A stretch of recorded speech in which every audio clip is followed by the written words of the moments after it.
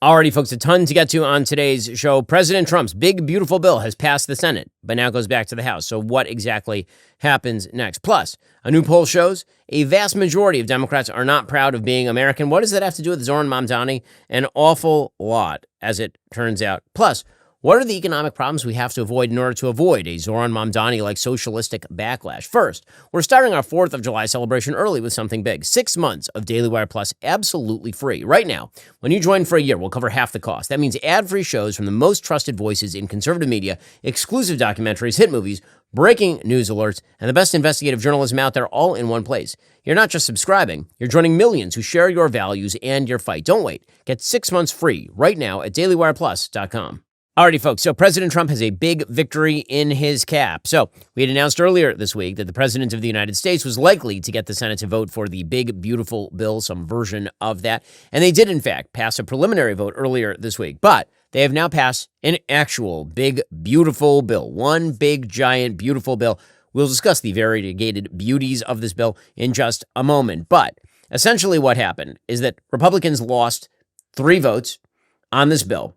Those votes would be Rand Paul, Tom Tillis, and Susan Collins. Those were the 3 they dropped. And then J.D. Vance came in and had to break the tie. Here's what that sounded like.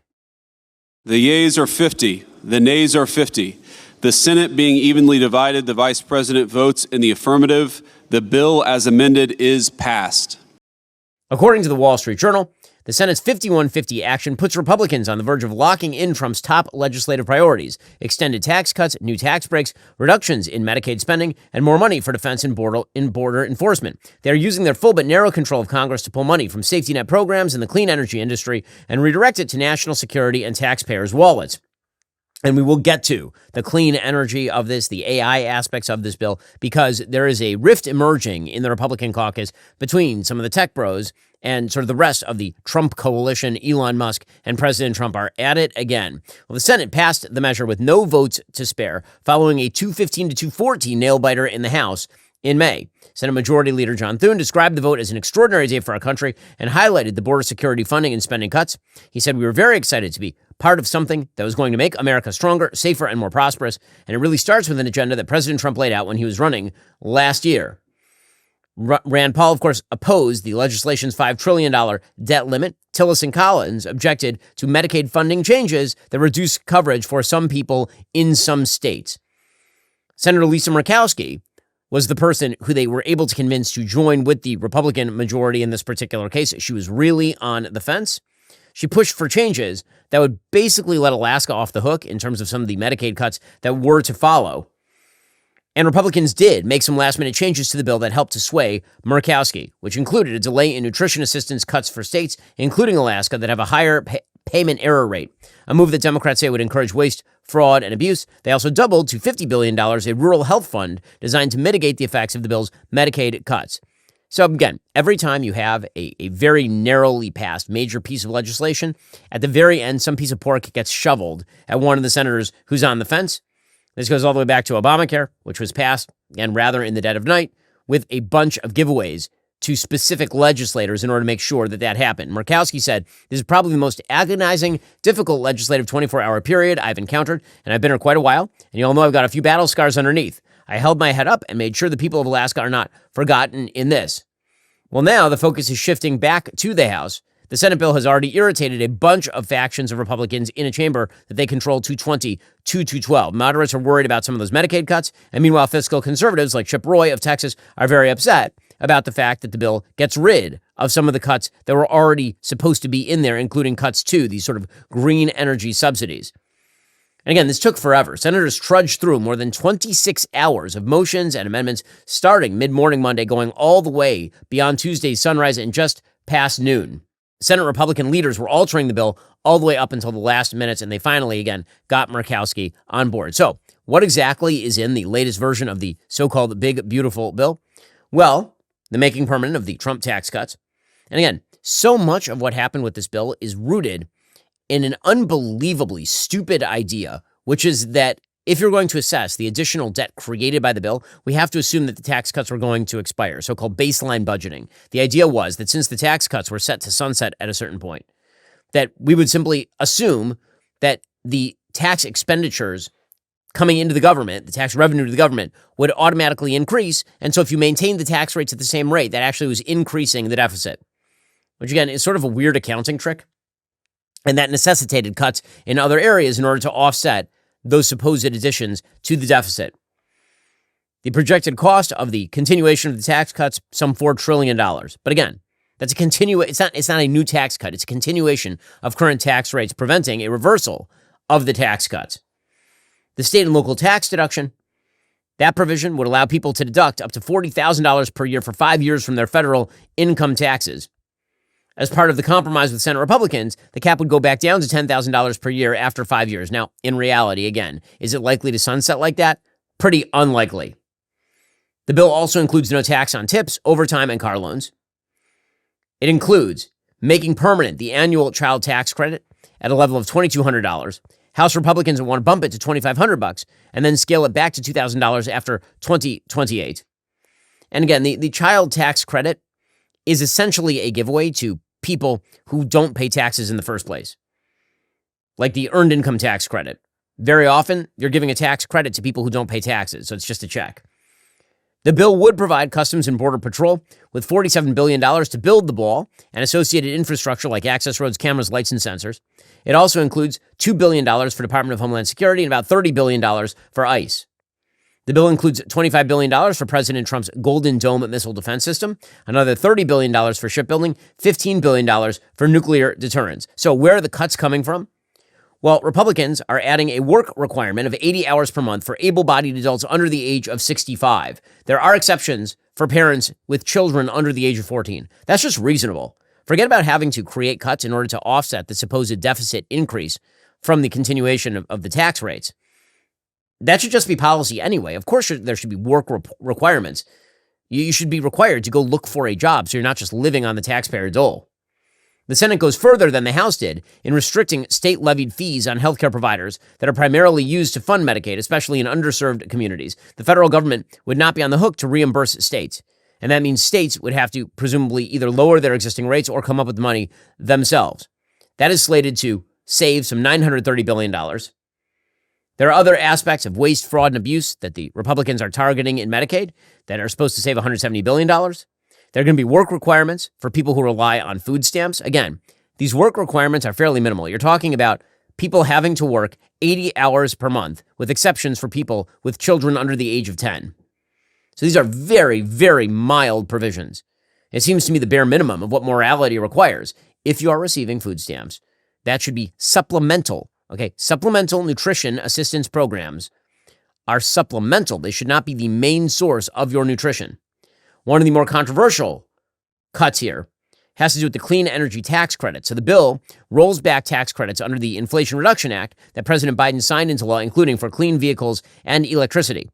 And that includes, according to NBC News, a last-minute total repeal of federal subsidies to wind and solar industries unless those projects were placed in service before the end of 2027. An additional tax could be phased in, depending on how much of those products are actually manufactured in China. There's also a tax incentive for coal production. So, of course, this means a lot of people who are on the sort of green energy side are very upset. They're saying, why are you subsidizing coal, but you're not subsidizing wind and all the rest?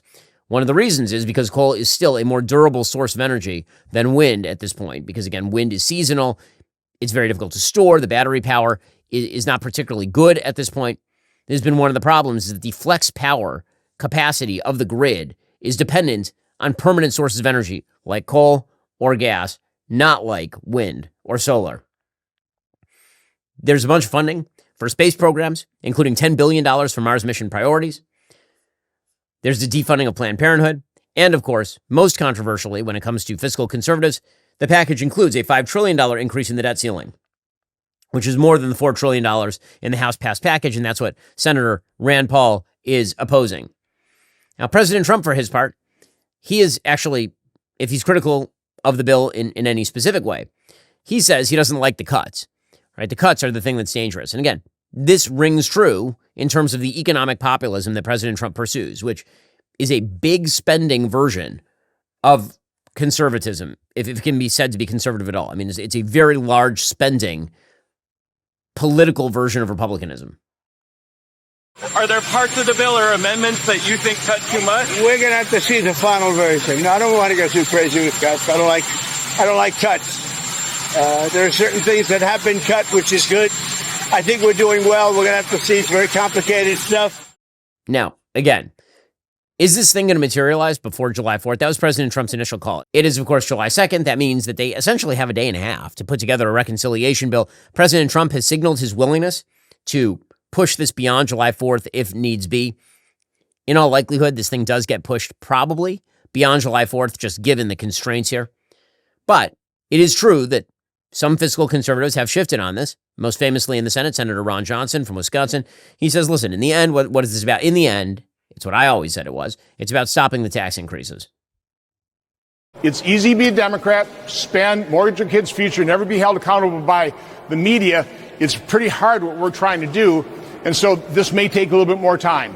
Well, deficit spending is a bipartisan affliction. You know that better than anyone. Earlier this month, you were warning about this bill adding trillions to the national debt. You told ABC News, quote, I'm worried about our kids and grandkids, the fact that we're mortgaging their future. It's wrong.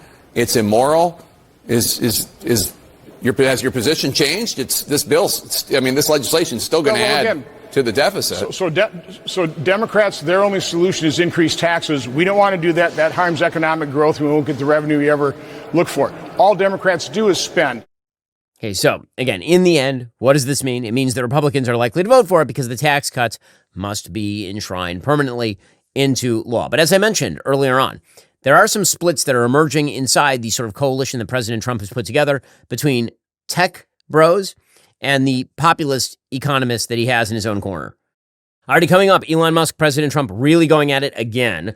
First, we are days away from what has been dubbed the Rio Reset, the greatest threat to the U.S. dollar's global dominance in maybe 80 years. On July 6th, BRICS nations, Russia, China, India, Iran, many more, are expected to unveil their plans to circumvent the American dollar, thus cratering its value. They've already been laying the groundwork as their central banks have been methodically divesting from the U.S. dollar and U.S. bonds in favor of gold. How can you protect your IRA or 401k from the fallout from this landmark shift? Diversify with gold from Birch Gold Group. Historically, gold has been a safe haven in times of high uncertainty, and that would be like right now. I recently bought some more gold, specifically because I'm afraid of this sort of stuff. And it was really, really simple. The process was easy. And now the gold is sitting in my safe. Get a free info kit on tax-sheltered gold IRAs by texting the word BEN to 989898. July 6th marks a monumental shift happening among nations that control 1/3 of the world's GDP. Arm yourself, like I did, with information to diversify your retirement savings. Text BEN to the number 989898. Claim your free info kit from Birch Gold. Again, text BEN to 989898 to get started. Also,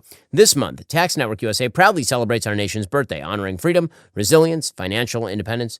To mark the occasion, they are offering 10% off all services through July 4th. If you're dealing with back taxes or you missed that April 15th deadline, don't wait. The IRS is rapidly stepping up enforcement. Penalties can add up quickly, up to 5% per month, maxing out at 25% of your total tax bill just for not filing. That's on top of what you already owe. But there is good news. Tax Network USA can still help you turn things around. Whether you're self-employed, run a business, or your books are a complete mess, their team knows how to cut through the chaos and find solutions that work. Your consultation is always free. Getting ahead of the problem now could help you avoid harsh penalties, wage garnishments, surprise bank levies. Take that first step. Call 800-958-1000 or visit tnusa.com/Shapiro. And don't forget, you'll get 10% off all services through July 4th as part of their celebration of our nation's birthday. Regain control of your finances with expert help from Tax Network USA. You don't want to go up against the IRS. Call 800-958-1000. Visit tnusa.com/Shapiro to get started. Again, don't forget, you get 10% off all services through July 4th as part of their celebration of Independence Day. All right, so you have a bunch of wings of the Republican Party. You have the fiscal hawks, the people who want less debt, less deficits, lower spending, and lower taxes. Then you have people, the economic populists, who'd like lower taxes and big spending. That'd be like Josh Hawley of Missouri, for example. And then you have people who are the tech guys, and what they're mostly concerned about is deregulation. And yes, they would like some subsidies aimed at things like AI and green energy. And you're seeing that all break out into the open with regard to Elon Musk. So as Axios reports, critics say that President Trump's mega bill amounts to an abject surrender in the battle for the future of energy. The consequences for U.S. jobs, electricity prices, and the AI arms race could reverberate for decades. Elon Musk tweeted out, quote, a massive strategic error is being made right now to damage solar and battery that will leave America extremely vulnerable in the future. Jason Bordoff, who leads the Columbia University Energy think tank, said the bill could hinder the United States in the AI race with China. He said, quote, winning that race is going to require we increase electricity generation capacity in the U.S. really fast and by a lot. That soaring demand is creating tailwinds for natural gas and nuclear, but even those great sources cannot ramp up fast enough to meet the urgent near-term needs of data centers and AI infrastructure. And so he's saying, basically, you need to throw everything at energy, including at so-called renewable energy. So this is a major battle that's broken out again inside the sort of tech-centric part of the Republican Party.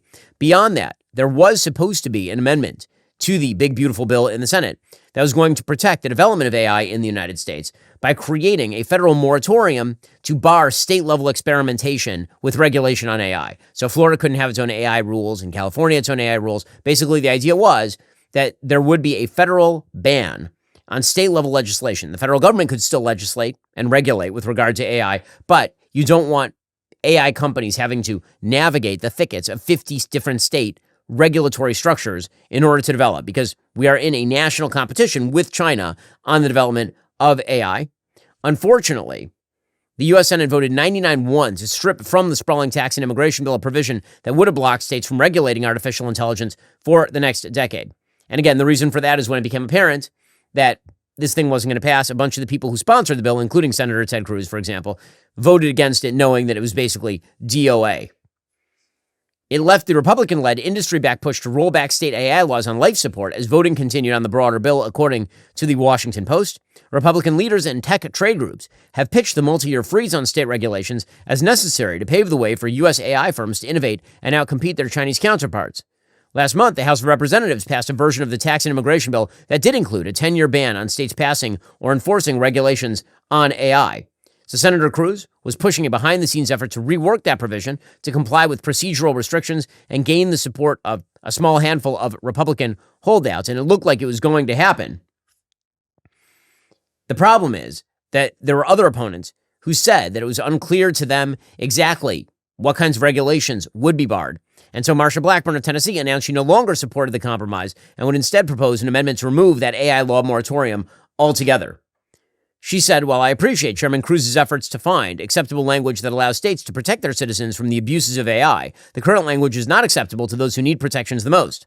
Until Congress passes federally preemptive legislation like the Kids Online Safety Act and an online privacy framework, we can't block states from making laws that protect their citizens.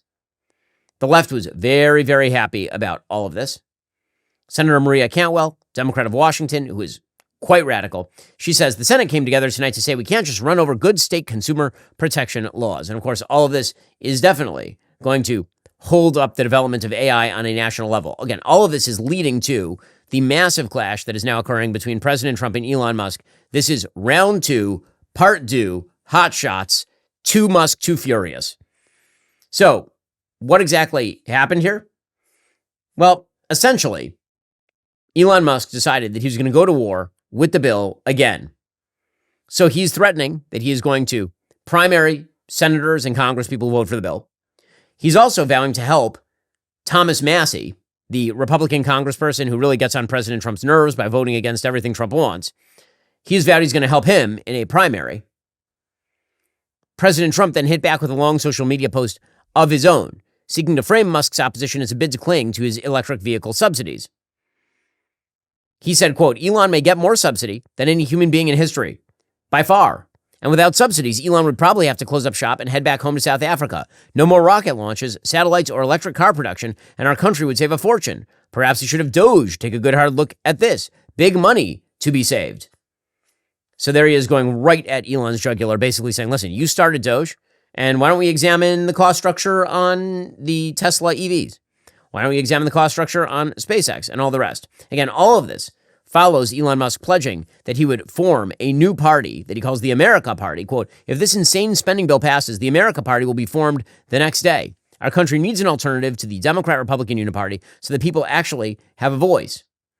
And again, he pledged as part of that he was going to support Thomas Massie of Kentucky. Massie, who of course has been on sort of the horseshoe theory right with regard to foreign policy, but also happens to be a Ron Paul, low spender, anti-regulation type. Musk wrote nearly the entire House and Senate GOP will lose their primary next year if it's the last thing I do on this earth. And he went out of his way to call out two House Republicans who call themselves budget cutters, Andy Harris of Maryland and Chip Roy of Texas. He's also squabbling with Senator Markwayne Mullin of Oklahoma. So, again, all of this now breaking out into the open. President Trump going after Elon, saying, listen, buddy, we were friends. We were on the same side of this. But if you keep going after this bill and you're doing so because you want a subsidy, well, I mean, we could just remove all of those subsidies. Here was President Trump saying all this verbally. Elon Musk, I'm going to deport Elon Musk. I don't know. I think we'll have to take a look. We might have to put Doge on Elon. You know what Doge is? Doge is the monster that might have to go back and eat Elon. Wouldn't that be terrible? He gets a lot of subsidies, Peter. But Elon's very upset that the EV mandate is going to be terminated. Hey, Elon then responded on Twitter, so tempting to escalate this, so tempting, but I will refrain for now. Now, again, this is the result, I think, of a few different factors that are clashing. I've said this before. I think that on an ideological, sort of politically pure level, Elon complaining about the big, beautiful bill is not wrong. It spends way too much money. But that's true for virtually every bill we pass at the federal governmental level. That's just the reality. I wish that the American people approved of Elon's spending plans. I do. I wish that we were restructuring our entitlements in a serious way. I wish that we weren't going to sleepwalk our way right over that Thelma and Louise cliff, that fiscal cliff that is going to come sometime in the next few years. I wish that we did all these things, but the American public is not prepared to do any of those things. And that's where you enter the realm of the pragmatic, where President Trump simply is right. So is this fight really about EV subsidies? Is this fight truly about sort of political purism? Or is it something more personal? As I've suggested before, the fact that the Trump administration decided that they were going to get rid of Elon's hand-picked head for NASA, and apparently Sergio Gore is the guy behind that. That's what ticked Elon off. He hasn't let go of that. He's still going after the bill because of that. You combine that with Elon's, I'll say, idealistic view of how politics should work, and it is not a shock that Elon is now attempting to wield his power in a sort of blunderbuss fashion. It's also not a shock that President Trump is slapping back at Elon, saying, listen, I'm the president of the United States. Thank you for your help. Also, I'm the president.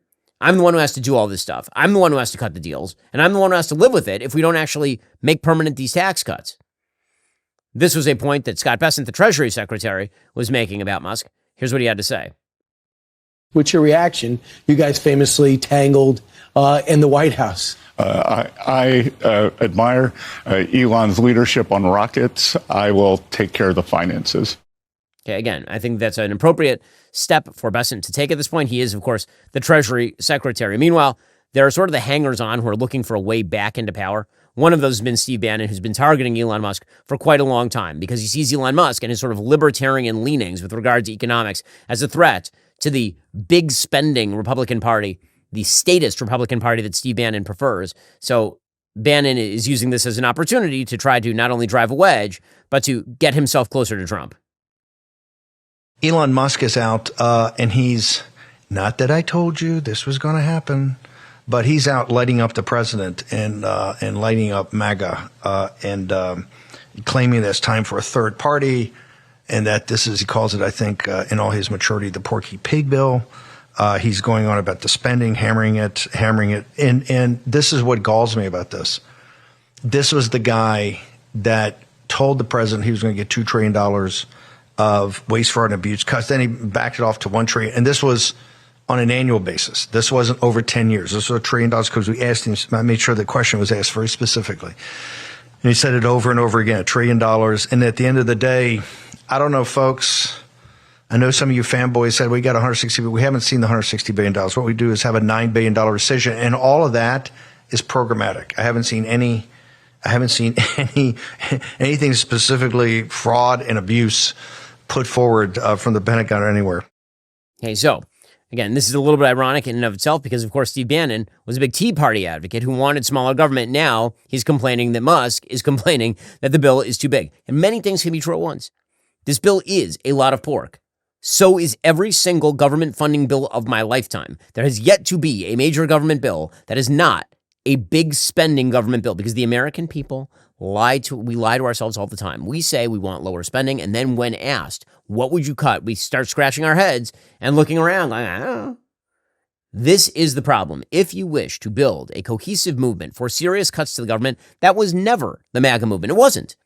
I mean, I may not like that about MAGA. In fact, I've been speaking publicly about not loving that about MAGA since 2016. President Trump was the one candidate declaring in 2015, 2016, he was not going to touch the entitlements. And I criticized him for it. I've been criticizing him for it for a decade because I would love to touch the entitlements. I think the entitlements are a disaster area. I think they're bankrupting the country. I think they're wildly ineffective as they currently stand. I think there are fixes that could be made to them. I think many of them could be delegated back to the state or local level. I don't think it's the proper function of the federal government to be involved in 3/4 of this stuff. But my opinion is not the MAGA opinion. And my opinion is also not the going opinion in the United States of America. It just isn't. If you're going to be politically pragmatic about this, you have to recognize that what this bill effectively is about, more than anything else, is making sure the tax cuts don't go away, making sure defense is paid for, making sure immigration is paid for, and all the rest. And so when it comes to this Musk-Trump fight, again, I just want to know what the end game here is. What is it that Elon is really looking for here? If he wants to build, again, a popular movement outside the government in favor of slashing and burning large swaths of the federal government, sign me up today. But if what we're talking about is the idea that, say, Chip Roy is unsuitably big government, or if what we're talking about here is that the choices here are letting the tax cuts expire and taxes radically increase, and you still don't get lower spending, or this bill, I choose the bill. And I think most Americans will choose the bill. Now, that doesn't mean that the bill polls particularly well. It doesn't, because the bill's been criticized every which way. But I guarantee you that if Republicans don't get this done and the taxes do increase, that's going to be even more unpopular.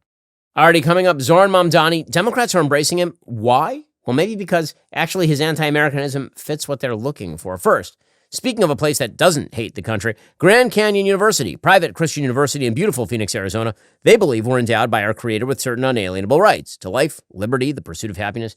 GCU believes in equal opportunity and that the American dream starts with purpose. GCU equips you to serve others in ways that promote human flourishing and creates a ripple effect of transformation for generations to come. By honoring your career calling, you impact your family, your friends, and your community. Change the world for good by putting others before yourself to glorify God. Whether your pursuit involves a bachelor's, master's, or doctoral degree, GCU's online, on-campus, and hybrid learning environments are designed to help you achieve your unique academic, personal, and professional goals. With over 340 academic programs as of September 2024, GCU meets you where you are and provides a path to help you fulfill your dreams. The pursuit to serve others is yours. Let it flourish. Find your purpose at Grand Canyon University. Private, Christian, affordable. Visit gcu.edu. Again, that's gcu.edu to check out Grand Canyon University. Also, as we celebrate Independence Day this July, we are reminded of the freedoms our founders fought to protect, especially that fundamental right to life, liberty, and the pursuit of happiness. But here's something that should surprise you. There are still Americans today whose most basic right, the right to life itself, is at risk. And that's where Preborn comes in. They're doing incredible work through their network of clinics, offering free ultrasounds to women facing unplanned pregnancies. And here's what's amazing. These ultrasounds don't just provide medical care. They're actually saving lives. When a mom sees her baby on that screen, here's the heartbeat. Everything changes. But Preborn isn't just about the baby. They truly care for these women too. They provide love, support, and resources during what can be an incredibly difficult time. Look, if we really believe what the Constitution says, that all people are created equal with unalienable rights, that has to include the smallest and most vulnerable among us. These babies deserve the same rights our founders declared: life, liberty, and the pursuit of happiness. You can be part of this mission for just $28. That's the cost of one life-saving ultrasound. Or you can sponsor 5 ultrasounds for $140. To donate, just dial pound 250 and say baby. That's pound 250 baby. Or visit preborn.com/Ben. That's preborn.com/Ben. Okay, meanwhile, the Democratic Party continues to remain in a state of disarray. The Democratic Party has decided over the course of the last 15 to 20 years in this country that if they do not win elections, they don't like the country anymore. It's kind of amazing. There is a poll from Gallup conducted June 2nd to 19th. This is before the successful American attack on the Iranian nuclear facilities. Among American adults, it found only 58% said they were proud to be American. That is a new record low. The poll noted Democrats are mostly responsible for the drop in U.S. pride this year. 36% only say they are extremely or very proud, down from 62% a year ago. So first of all, 62% is super low. super low. And you're talking about a time when Democrats were running the government. And Joe Biden was president a year ago. And still, not even 2/3 of Democrats said that they were extremely or very proud of the country. When President Trump is president, that number drops to 36%, which suggests that actually the bulk of Democrats are not particularly proud of the country. Just generally. They're not proud of, they might be proud of their politicians, but they're not proud of the country. See, if you asked me when Barack Obama was president of the United States, I thought he was a terrible president, an awful, historically bad president. If you asked me if I was extremely or very proud to be American, of course I would say yes. I can't imagine a moment in my lifetime when I wouldn't have said that, actually, including during the Biden administration, when Joe Biden was doing terrible, terrible things. Because the president of the United States is not the definer of Americanism. He is the elected official at this point in time. But for Democrats, if they don't get their way, meaning a left-leaning government that crams down a vision of America that is perversely anti-American on the rest of the population, then they just don't like the country. Pride among independents fell from last year, but only by about 7 points. Republicans say they are slightly prouder this year than in previous years to be American. Typically, Republicans' level of national pride registers around 90%, including 92% this year. It was at 85% in 2024. Again, most Republicans feel the way that I do, presumably like many of my listeners do. We love the country no matter who the president is. Not true for Democrats. The only years in which fewer than 9 in 10 Republicans were proud were 2016 and 2020 through 2024. Nationwide, pride was at its highest in the years immediately following 9/11. It declined significantly after the Iraq War and then again after the BLM movement. But again, that was driven mostly by Democrats, as Joel Pollack points out over at Breitbart. Which leads us back to Zohran Mamdani, who certainly is not proud to be an American, who brags about having an outside American perspective, meaning a third worlder's perspective. He brags about this stuff while eating rice with his hands in order to appeal to people who have a peculiar, antipathy for forks, for cutlery. The scavenger movement led by people like Zohran Mamdani is quite real. It's quite real. And it is rooted in a baseline hatred for what the country actually is. It's why they call for communism. It's why they call for BDS. They would BDS America if they could. They would boycott, divest, and sanction America for being a settler colonial state if they had the capacity to do so. They would float 3 feet above the ground so as not to occupy American land originally taken from the Native Americans according to their peculiar lights. That's who they are. The Zohran Mamdani wing of the Democratic Party is not proud to be American. The Zohran Mamdani wing believes that America is a net bad for the world, that America has been a negative force in the world and continues to be a negative force in the world and will continue to be a negative force in the world until it is brought low. And yet, Democrats continue to praise Zohran Mamdani. Connecticut's Governor Ned Lamont was out there praising. I think he is a big deal. I think he's transformative. I love what he's doing on a universal pre-K for everybody. Same thing that we're doing right here. Talking about free bus service for folks. We did that all during COVID as well. But you're absolutely right. Affordable housing is the biggest key to affordability in our state, and I think across the country. And again, these are the supposed moderates in the Democratic Party who are now cheering him. Then you have the people who are not moderate at all, but who were mainstays of the legacy media. Taylor Lorenz is still out there haunting the landscape. Again, the Miss Havisham of politics, a ghost wearing a bridal dress that will never be used, Taylor Lorenz. So now Taylor Lorenz is appearing on Piers Morgan's show. Piers Morgan's show has essentially become a repository of Jerry Springer-esque politics in which he invites the ambulatory psychotic to debate the sometimes sane. And then that's his show, essentially. Anyway, Taylor Lorenz goes in the ambulatory psychotic category. And it's good TV, I'll admit that. I mean, everybody cheers Jerry when somebody gets hit with a chair or when we find out who the dad is. But in any case, Taylor Lorenz is now out there defending the death to the IDF chant that was originally put out there by a band that no one had heard of until 5 minutes ago called Bob Vylan over at the Glastonbury Music Festival in Great Britain. Here she was defending that. It's totally fine, according to Taylor. Remember, the important thing here is that Taylor Lorenz was a mainstream media establishment journalist. She was the online journalist for the Washington Post for a lot of time here. And now she spent the last couple of years defending Luigi Mangione murdering people and people shouting death to the IDF. Now, what they should do next is stop the genocide. Again, if people want the public and these artists to have more positive sentiment towards the Israeli military forces. I don't think anyone wants positive sentiment. I don't know why you twist it around. We're saying we don't want anyone to call for the death of anyone. I mean, if you are advocating against genocide and you don't want people to be killed, how can you turn around and say at the same breath that you think chanting for death should be contextualized somehow? Well, yeah, because again, if an army is committing genocide and slaughtering babies and creating the highest rate of child amputees in the world, and if that is what they have done for months and years now, and then the public is rightfully outraged about that genocide. Calling for their death, that's the issue. It's not, calling for the death of a military entity that is currently committing genocide. Taylor, you can't keep saying that. It's a compulsory army. You don't even believe that when you're saying it. Yeah. If they say death to the British Army, no one's taking that as meaning the institution. They're taking it as meaning British soldiers. When people say death to America, they mean death to American imperialism that is subjugated. No, they don't. They mean death to Americans. That's a very generous. As the supreme leader of Iran, what they mean. I don't think you even believe this as you're saying it, Taylor, do you?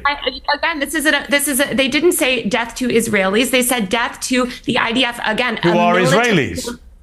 Genocide. It's a compulsory service. We have to join the army in Israel. You can choose to not join the army, of course. Of course, and go to prison.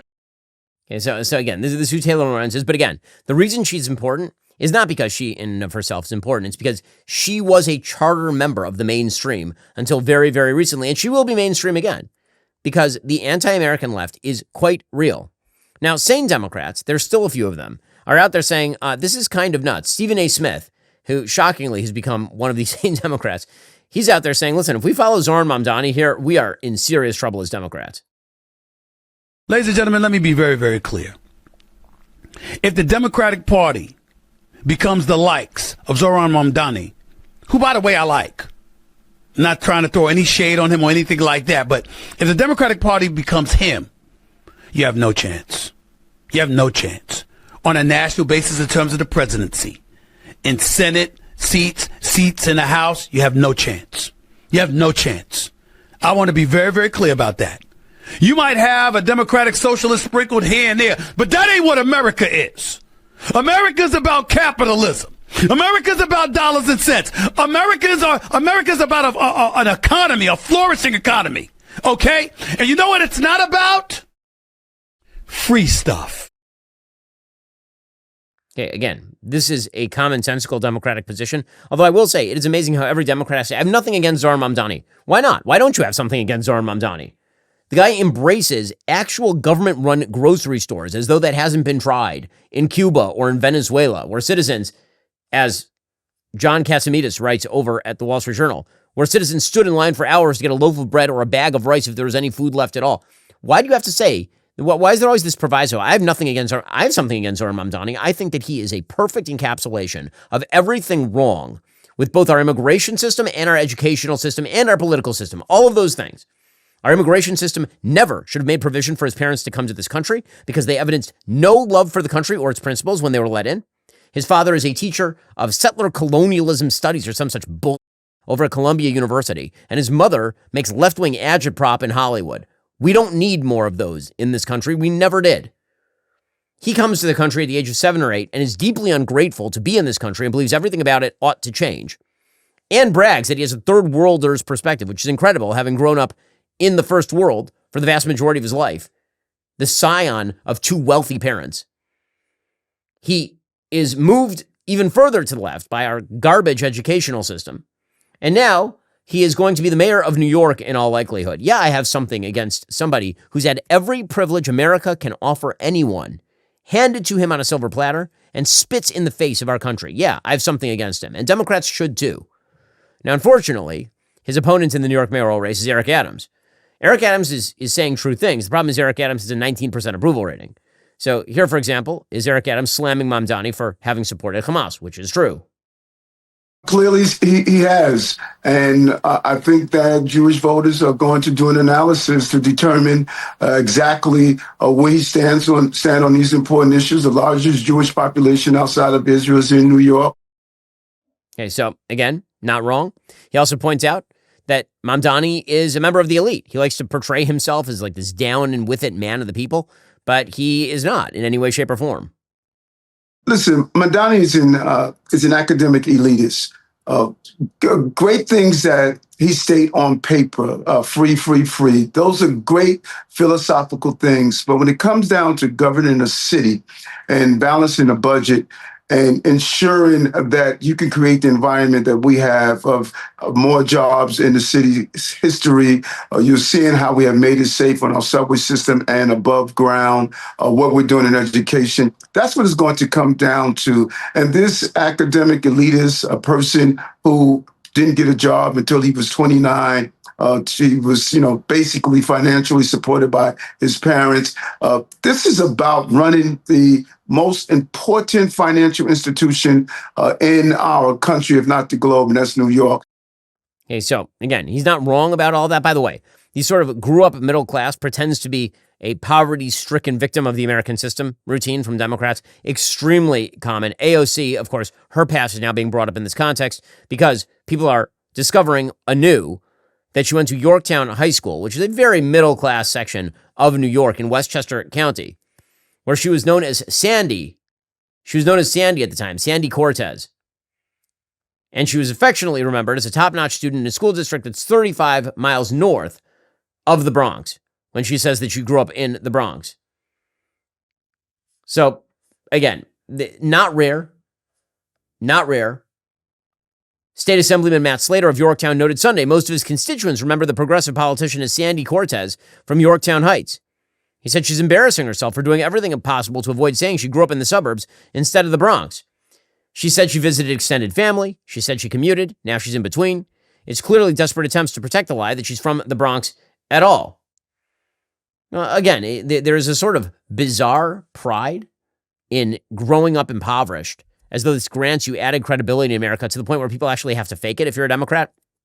And meanwhile, the assumption, of course, is that if you're a Republican, it's because you grew up rich. I get this crap all the damn time. It's amazing. Now, I did not grow up poor in America. I grew up absolutely dead center middle class in America. I grew up in a very small house in Burbank, California, which is a cute suburb of Los Angeles. Our house was 1,100 square feet, 2 bedrooms, one for my parents, one for all 4 of us, the siblings, me and my 3 sisters, until I was 11 years old. We had 1 bathroom for 6 people. We weren't poor because that's called living in America. Living in America means for the vast majority of people, you're not poor. That does not confer some sort of added virtue to me because that's how I grew up. My parents did the best they could. They got richer as time went on. They did better as time went on, and good for them because that's the American dream. But this notion that has been placed out there that people like Zohran Mamdani saw the worst that American society has to offer, but Republicans are all silver spoon, born and bred, high society types. It's such a lie. It's such absolute trash. President Trump, for his part, is ripping Zohran Mamdani. He points out correctly that New Yorkers would be nuts to vote for him, but they probably will. Zohran Mamdani having such a hard time condemning the phrase globalized intifada. I think he's terrible. He's a communist. The last thing we need is a communist. I said there will never be socialism in the United States. Now we have a communist. So I think he's bad news. And I think I'm going to have a lot of fun with him, watching him, because he has to come right to this building to get his money. And don't worry, he's not going to run away with anything. I think he's frankly, I've heard he's a total nut job. I think the people of New York are crazy. If they go this route, I think they're crazy. We will have a communist for the first time, really, a pure, true communist. He wants to operate the grocery stores, the department stores. What about the people that are there? I think it's crazy. He is not wrong. He is not wrong. But why am I worried about Zohran Mamdani and company? And the answer here is because every civilization is just one generation from getting rid of its own freedom in the name of some sort of catastrophic attempted solution to a problem. And that problem can come in the form of a bad economy. Bad economies tend to generate radicalism. They tend to generate an upsurge in stupidity. They tend to generate people making insane moves in an attempt to avoid the consequences of past bad policy. And so this is why I remain somewhat concerned about the American economy. President Trump is stepping up pressure on Jerome Powell over at the Federal Reserve to cut the interest rates. He actually wrote him a handwritten note saying that he was costing the country a fortune and demanding that he cut interest rates by a lot. because his idea here is that the economy is on solid footing, that inflation is not, in fact, high, that the tariff regime is probably going to get solved. So what are you doing here? Well, Jerome Powell, to his credit, actually came out and acknowledged some of that. He was at the European Central Bank Forum in Portugal. He said, you know what, the U.S. economy actually is in pretty good position at this point. I guess I would start, if I may, by saying that the U.S. economy is in a pretty good position. Inflation has come down close to 2%. We're at 2.3 headline, 2.7 core. The unemployment rate is at 4.2%. So we're healthy overall. If you ignore the tariffs for a second, inflation is behaving pretty much exactly as we have expected and hoped that it would. So he's right about that. He also says that the rates will likely be reduced sometime later this year. So that should provide the economy with some level of sanguinity here. A solid majority of FOMC participants do expect that it will become appropriate later this year to begin to reduce rates again. And so, that will depend, though, as Christine just mentioned, on the incoming data. We'll be monitoring particularly what does show up in terms of inflation or what does not show up, and also carefully watching the labor market. We watch very carefully for signs of unexpected weakness. We see a gradual cooling, but we don't really see that yet. So those are the things we'll be watching. But as I mentioned, a majority of us do feel that it will be appropriate in the remaining 4 meetings of the year to begin to reduce rates again. And now, with all that said, Jerome Powell says that he is going to withstand any pressure from Trump because that's the job of the Federal Reserve. You don't work for the President of the United States. Now, by the way, that's not horrible for Trump. I'm just going to point out that if it appeared that Powell was lowering the interest rates at Trump's behest, that would actually not be particularly good for the economy. It would then appear that President Trump is able to manipulate the currency. But Powell saying, actually, I'm going to stand up to President Trump when I think it's necessary, but also I am likely to lower the interest rates. That's probably the best available solution here. I'm very focused on just doing my job. I mean, there are things that matter are using our tools to achieve the goals that Congress has given us: maximum employment, price stability, financial stability, and that's what we focus on, 100%. And then everyone cheers. Yes, what a hero. Okay, again, that's literally his job. Not particularly heroic, but not bad for President Trump. So what am I worried about? Well, there are a few things I'm worried about. One, the dollar is off to a pretty poor start this year. According to the New York Times, the U.S. currency has weakened more than 10% over the past 6 months when compared with the basket of currencies from the country's major trading partners. The last time the dollar weakened so much at the start of the year was 1973, which is right after the United States had basically delinked the United States dollar with the price of gold. This time, of course, it is the aggressive tariff push and the fact that there are a lot of countries around the world who are starting to think maybe we shouldn't bank so much on the American economy. So, of course, the American dollar has been weakening. I asked our friends and sponsors over at Perplexity, what are the most important historic examples of the U.S. dollar weakening? How does a weak dollar threaten American economic strength? And as I mentioned a moment ago, obviously 1973, the end of the tying of the American dollar to the price of gold, led to high inflation, oil shocks, underperformance of U.S. equities relative to international markets. Other examples include the early 2000s.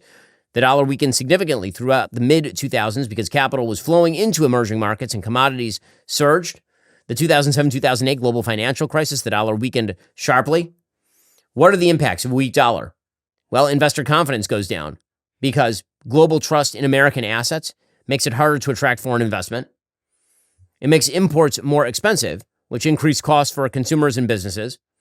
It increased borrowing costs for the government because our dollar doesn't go as far. It is now weaker. There's more market volatility, and of course the global reserve status, because if a bunch of banks don't use the dollar in their transactions anymore, there's less demand for the dollar. And that means that there are fewer people who are seeking to purchase dollars or to gain dollars or to buy bonds or to allow us to borrow. Initially, the dollar actually soared when Trump was reelected because a lot of investors in the stock market wanted to move into the dollar. Currency players thought he was pro-growth, pro-business. And then after the tariff announcement, things started to reverse themselves. It's possible that could reverse itself, but it needs to reverse itself because if the dollar stops being used, for example, as the world's reserve currency, that is a serious problem for our capacity to raise debt in the future. Beyond that, we could be looking at some historic labor market dislocations. And here I don't mean permanent unemployment rates of 20, 30%, but as AI gets more sophisticated, as robots get more sophisticated, you are likely to see job dislocation. Eventually, the market will settle itself out. People will learn to cooperate with the technology, become more productive because of the technology, find newer jobs that don't exist right now, having to do with these technologies. But whenever there's a major market move, there are serious labor dislocations, and that tends to lead to an upsurge in sort of revolutionary sentiment. This happened, obviously, at the beginning of the Industrial Revolution, and then it happened again in the 1920s and 30s. You're likely to see something similar happen now if AI hits the market en masse and starts to take away serious numbers of jobs.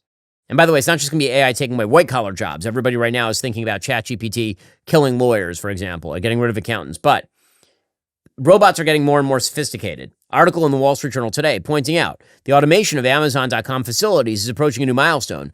There will soon be as many robots as humans. The e-commerce giant has deployed more than 1 million robots in its workplaces. That is the most it has ever had, and near the count of human workers at the facilities.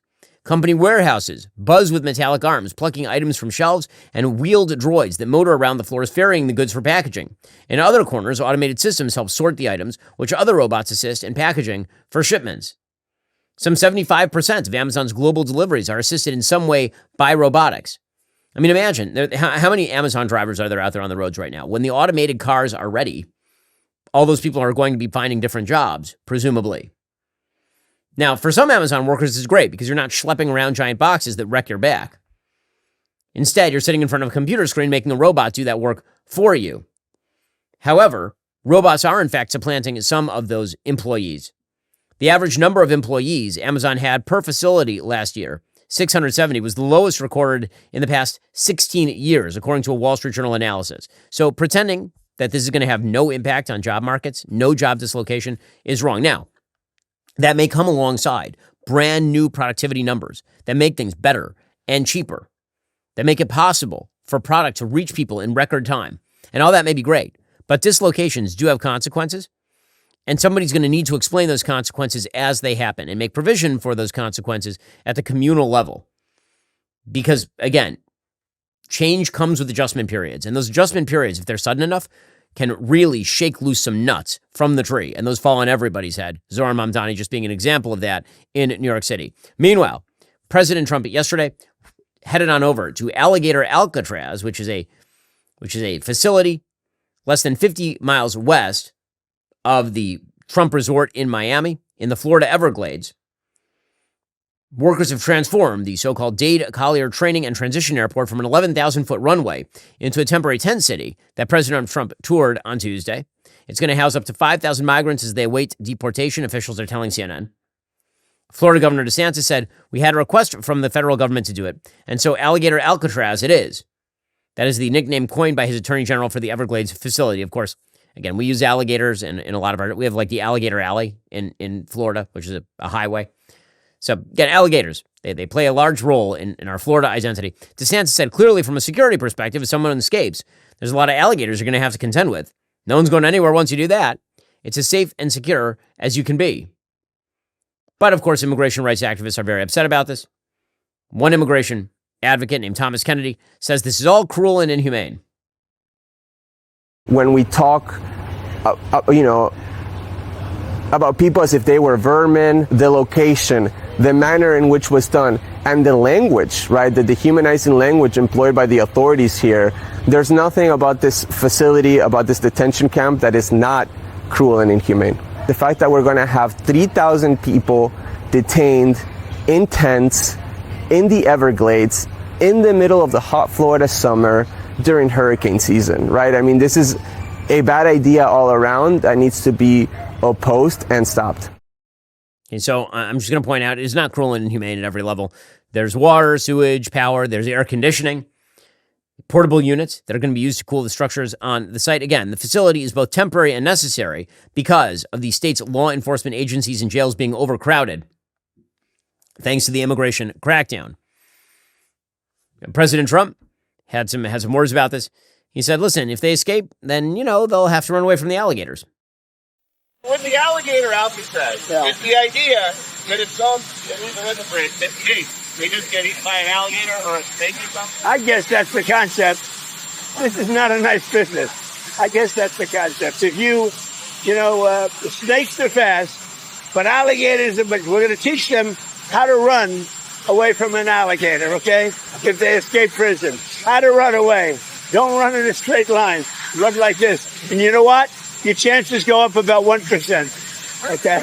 Not a good thing. So, while President Trump is doing that, his opponents are busily attempting to make it easier for people to escape detection if they are illegal immigrants. That includes CNN. CNN actually put out an entire article on Monday touting an iPhone app called ICEBlock, which again is designed to help avoid the immigration crackdown being pursued by ICE. It currently has more than 20,000 users, many of whom are in LA, where controversial large-scale deportation efforts have taken place.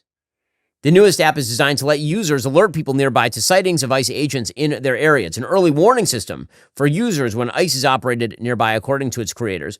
Users can add a pin on the map showing where they spotted agents, along with optional notes, like what officers were wearing or what kind of car they were driving. So it's a law-breaking app, essentially. And that's now being touted by CNN. There's a point that Tom Homan, the border czar, is making, that CNN, legacy media, they're actively attempting to give people means to avoid law enforcement. And I just can't believe we're in a place where, a TV network like CNN is talking about this app and educating people on the existence of this app. And ICE law enforcement officers, like I said earlier, they are concentrating on public safety threats and national security threats. This is a dangerous job. And this app is going to give the bad guy heads up that we're coming, which means more bad guys are going to escape arrest, which makes this country less safe, which is a public safety issue. And on top of that, it's only a matter of time for a bad guy, which is like someone who threw a Molotov cocktail at officers in L.A., who the assault against ICE officers up over 500%. It's a matter of time before someone uses that and ambushes ICE officers. This is something we cannot tolerate, we can't stand for, so we're calling them out. And I'm begging the Department of Justice to look into this and hold people accountable. Okay. Again, he is not wrong about this. The fact legacy media continue to try to foster illegal immigration is pretty astonishing. Now, meanwhile, in Hollywood news, there is a Pixar movie that was just released called Elio. It has been an absolute box office dud, like a complete gigantic failure. After 2 weekends in theaters, the $150 million film about a lonely boy who becomes a galactic ambassador for Earth has currently grossed $42 million domestic and only $72 million globally. Gigantic, gigantic fail. So what exactly happened with Elio? Why did this thing absolutely self-destruct at the box office? Fascinating piece over The Hollywood Reporter demonstrating how go woke, go broke. According to The Hollywood Reporter, those who worked at Pixar while its latest film release, Elio, was in production, were delighted by footage they saw roughly 2 years ago. Among the moments cited as favorites by those at the animation studio at the time included a sequence in which the titular boy collected trash on the beach and turned it into homemade apparel that included a pink tank top. The movie's team would refer to Elio showing this off to a hermit crab as his trashin' show. But if you bought a ticket to Elio and don't remember seeing this, it's not that you chose the wrong time to refill your soda. According to multiple insiders who spoke to The Hollywood Reporter, Elio was initially portrayed as a queer-coded character, reflecting original director Adrian Molina's identity as an openly gay filmmaker.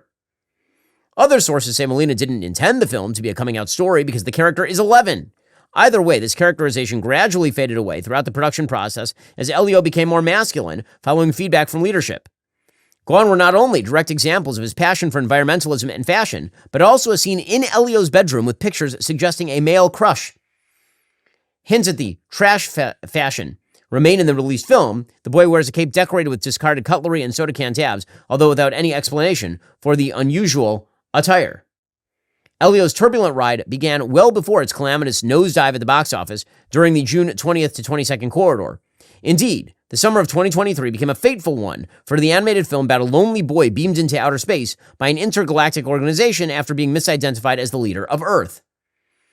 So, apparently, the writing was first on the wall when the film conducted an early test screening in Arizona. Viewers said that they enjoyed the movie, but then they were asked how many of them would see it in a theater. 0 hands went up. 0. Apparently, Molina then screened the film for Pixar leadership, and they didn't like it. And Molina was hurt by the conversation, and then he left, and then it was reworked. And then it arrived and bombed. Okay, so first of all, we should ask ourselves, why are we shocked by any of this? We shouldn't be. Right, remember, Disney is the same company that had top executives claiming that they were mainlining gay propaganda into children's programming. I mean, it's kind of an astonishing thing, right? I mean, this is a movie that is made for young kids by a gay director, and it was a queer-coded 11-year-old in the film. Why in the world would a parent take their kid to see that? Why? And Disney knew that was going to be a mistake. And so they changed it, but it was too late, because it turns out that the artistic efforts that went into making this a queer-coded film could not simply be removed without apparently affecting the final product in some way, shape, or form. But it demonstrates the lengths to which people in the entertainment industry will go to hijack the brains of your children, to screw with your children's values and morality. When you take your kid to a Pixar movie, you are not expecting that Pixar movie to be an ode to coming out of the closet for small children. That is not what you are expecting. And yet Pixar decided to hand this off to somebody who wanted to make it that thing. And now, of course, all the gay pride groups are very upset. Former Pixar assistant editor Sarah Lagatich, who provided feedback during Elio production as a member of the company's internal LGBTQ plus minus divided by side group, Pix Pride, said, quote, "I was deeply saddened and aggrieved by the changes that were made." Who cares? Who cares if you are deeply saddened and aggrieved by the changes that were made? What makes you special that you get to be aggrieved by a story about a kid that should have nothing to do with sexuality, and you're mad because you didn't get to stack your LGBTQ plus minus values into the movie? The changes to Elio were clear to one former Pixar artist who worked on the film. Quote, "It was pretty clear throughout the production of the first version that studio leaders were constantly sanding down these moments in the film that alluded to Elio's sexuality of being queer." Now, apparently, sources told The Hollywood Reporter Molina was informed shortly thereafter that the new director who wrote and directed Pixar's 2020 short Burrow and was a storyboard artist on Turning Red and Elio would be elevated to director. Molina was given the opportunity to direct Elio alongside the new director, but after numerous notes and changes, he decided to leave the project. Suddenly you remove this big key piece, which is all about identity, and Elio just becomes about totally nothing, says a former Pixar artist. The Elio that is in theaters right now is far worse than Adrian's best version of the original. Another Pixar staffer said the character was so cute and so much fun, had so much personality, and he feels much more generic to me. Now, again, there are people who worked on the film, like America Ferrera, who left, apparently because she didn't like that Molina ended up essentially being fired. But it's demonstrative of how insane these Hollywood companies are, that they were willing to, just on faith, give people script control and get deep into the production process on a movie for children that was about a queer-coded 11-year-old. It definitely shows you where their heads are at. And as the box office is proving, if you decide to do this sort of thing, you are going to fail. People do not want to see that. They don't. They're raising their kid in a particular way. When I show my kids entertainment, the only stuff I'll show them now is old stuff, old movies, specifically because of this kind of stuff. I'll show them content from Benke because we literally made a kids programming decision, but that is an entirely different outlet that we make sure is clean for your kids. You can't trust these folks. You can't. And meanwhile, July 4th is coming up every day this week. We've been doing something to do with July 4th.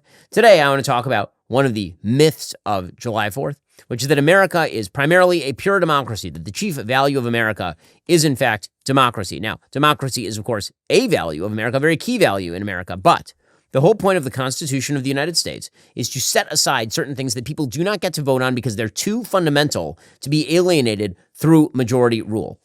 That is the goal of the amendments. That's the goal of the amendment process in the Constitution of the United States.